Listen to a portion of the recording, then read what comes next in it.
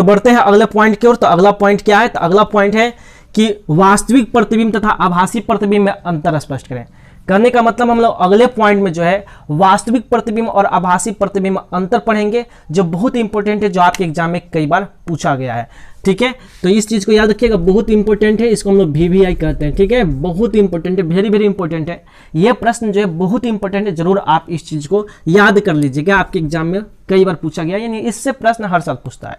या तो अंतर पूछेगा, नहीं तो इससे वस्तुनिष्ठ प्रश्न में प्रश्न पूछेगा, तो आप जरूर इसको याद रखिएगा। ठीक है, प्रश्न क्या है कि वास्तविक प्रतिबिंब तथा आभासी प्रतिबिंब में अंतर स्पष्ट करें। बात समझ में आया? प्रश्न क्या था कि वास्तविक प्रतिबिंब तथा आभासी प्रतिबिंब में अंतर स्पष्ट करें। तो इसका आंसर होगा कि वास्तविक प्रतिबिंब तथा आभासी प्रतिबिंब में निम्नलिखित अंतर है, जो इस प्रकार है। पहला क्या है कि वास्तविक प्रतिबिंब वास्तविक कटान के फलस्वरूप बनता है, जबकि आभासी प्रतिबिंब काल्पनिक कटान के फलस्वरूप बनता है। ये बातें समझ में आ गई। पहला पॉइंट क्या है कि वास्तविक प्रतिबिंब वास्तविक कटान के फलस्वरूप बनता है, जबकि आभासी प्रतिबिंब काल्पनिक कटान के फलस्वरूप बनता है। दूसरा पॉइंट क्या है कि वास्तविक प्रतिबिंब हमेशा उल्टा बनता है। ये बातें समझ में आ गया। दूसरा पॉइंट क्या है कि वास्तविक प्रतिबिंब हमेशा उल्टा होता है, जबकि आभासी प्रतिबिंब हमेशा सीधा होता है। ये बातें समझ में आया? या सीधा बनता है। दूसरा पॉइंट क्या है कि वास्तविक प्रतिबिंब हमेशा उल्टा बनता है, जबकि आभासी प्रतिबिंब हमेशा सीधा बनता है। समझ में आ गया? समझ में आ गया। बहुत ही इंपॉर्टेंट है, इसको नोट करते चलिए। तीसरा पॉइंट क्या है कि वास्तविक प्रतिबिंब को पर्दा पर उतारा जा सकता है। याद हुआ? वास्तविक प्रतिबिंब को पर्दा पर उतारा जा सकता है, जबकि आभासी प्रतिबिंब को पर्दा पर नहीं उतारा जा सकता है। यह प्रश्न 2 नंबर का था आपके एग्जाम में, बहुत इंपॉर्टेंट है, इसलिए सभी पॉइंट को ध्यान से पढ़िए, सुनिए ध्यान से, आपको याद हो जाएंगे। आप मेरे साथ बोलिएगा तब भी आपको याद हो जाएंगे। तीसरा पॉइंट क्या था कि वास्तविक प्रतिबिंब को पर्दा पर उतारा जा सकता है, जबकि आभासी प्रतिबिंब को पर्दा पर नहीं उतारा जा सकता है। ठीक है। चौथा पॉइंट क्या है कि वास्तविक प्रतिबिंब दर्पण के सामने बनता है, जबकि आभासी प्रतिबिंब दर्पण के पीछे बनता है। समझ में आया?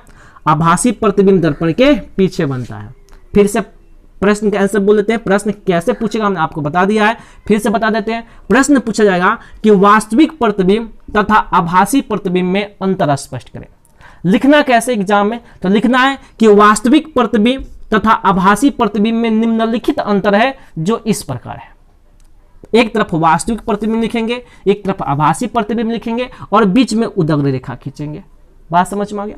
अब वास्तविक प्रतिबिंब में पहला पॉइंट क्या लिखेंगे? तो पहला पॉइंट लिखेंगे कि वास्तविक प्रतिबिंब वास्तविक कटान के फलस्वरूप बनता है, जबकि आभासी प्रतिबिंब काल्पनिक कटान के फलस्वरूप बनता है।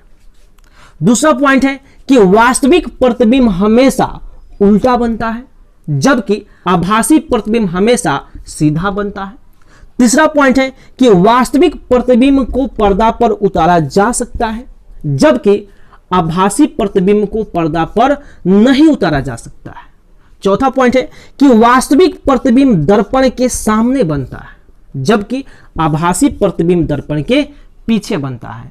तो आशा करते हैं कि आपको ये सभी बातें समझ में आ गई है, ये इसके अंतर समझ में आ गया है। अब प्रश्न एग्जाम में वस्तुनिष्ठ प्रश्न में कैसे पूछा जाएगा? ये प्रश्न जो है वस्तुनिष्ठ प्रश्न के रूप में भी पूछे जाते हैं। ये अंतर तो कैसे पूछे जाएंगे? तो प्रश्न पूछा जाएगा कि वह कौन सा प्रतिबिंब है जिसको पर्दे पर उतारा जा सकता है। वस्तुनिष्ठ प्रश्न पूछा जाएगा कि किस प्रतिबिंब को पर्दे पर उतारा जा सकता है। तो आपको याद होना चाहिए कि वास्तविक प्रतिबिंब को पर्दे पर उतारा जा सकता है। ये बात तो समझ आई? एग्जाम में प्रश्न पूछा जाएगा कि वह कौन सा प्रतिबिंब है जिसको पर्दे पर उतारा जा सकता है। तो कौन सा प्रतिबिंब है? तो वास्तविक प्रतिबिंब। और प्रश्न पूछा जाएगा कि किस प्रतिबिंब को पर्दे पर नहीं उतारा जा सकता है। तो उसका आंसर क्या होगा?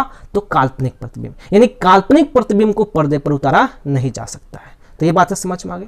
प्रश्न ऐसे ही पूछा जाएगा कि वास्तविक प्रतिबिंब हमेशा कैसा बनता है। तो याद रखिएगा कि वास्तविक प्रतिबिंब हमेशा उल्टा बनता है। ये बात समझ में आई? ये बात समझ में आई? वास्तविक प्रतिबिंब हमेशा उल्टा बनता है, जबकि काल्पनिक प्रतिबिंब हमेशा सीधा बनता है। बात समझ में आया? काल्पनिक प्रतिबिंब हमेशा कैसा बनता है, सीधा बनता है। तो आशा करते हैं कि आपको ये बातें समझ में आ गई।